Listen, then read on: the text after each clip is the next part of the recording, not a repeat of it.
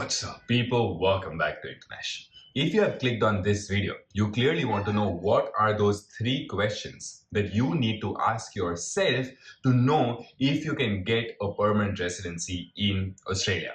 Me, along with my friends, came to Australia in July 2017, so just about 4.5 years back. And a lot of us received our permanent residency in about August, September, October in 2021. So just about 4 years, we received our permanent residency. And in this video, I'm going to tell you those 3 questions that you need to ask yourself so that you can prepare your way towards permanent residency in Australia. But before I do that, I want you guys to do 2 things. Number 1, hit the subscribe button and turn on the notification bell. And number 2, I want you guys to like this video if you find any value and write in the comment section what city and country you're from. So check it out.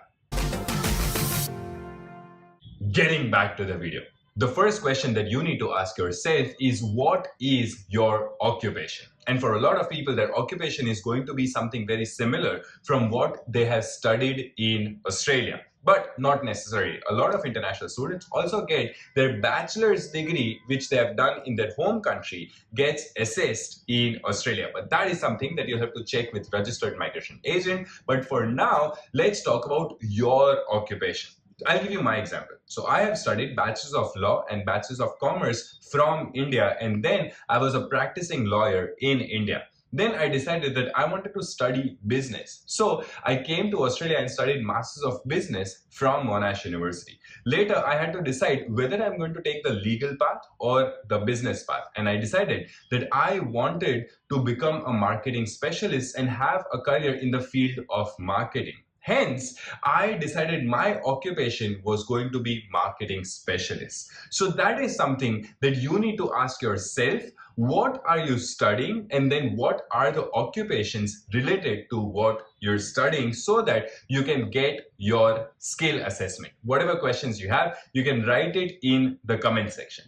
The second question that you need to ask yourself is that skill that you have or the occupation that you have chosen for yourself, where is it required? Because there are different lists. For example, there is a long-term list and there is a short-term list. Depending where your occupation falls in which list, you can apply for that visa. And accordingly, there are also certain states that have certain occupations and certain states that don't have that occupation. Again, I'll give my example.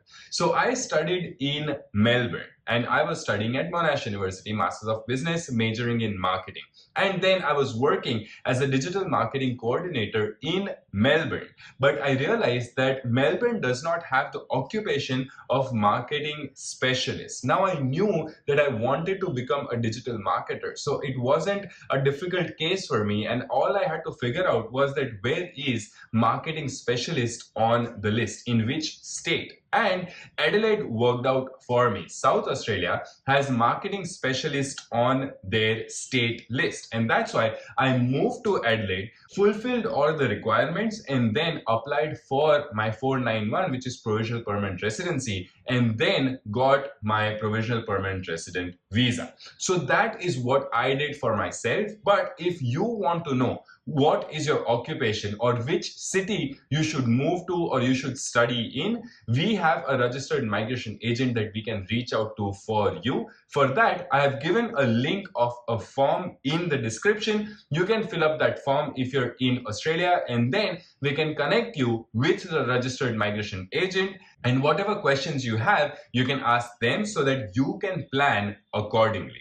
And the third question that you need to ask yourself is that what are the requirements needed for this occupation? The reason why I'm saying this is that some of my friends are studying accounting.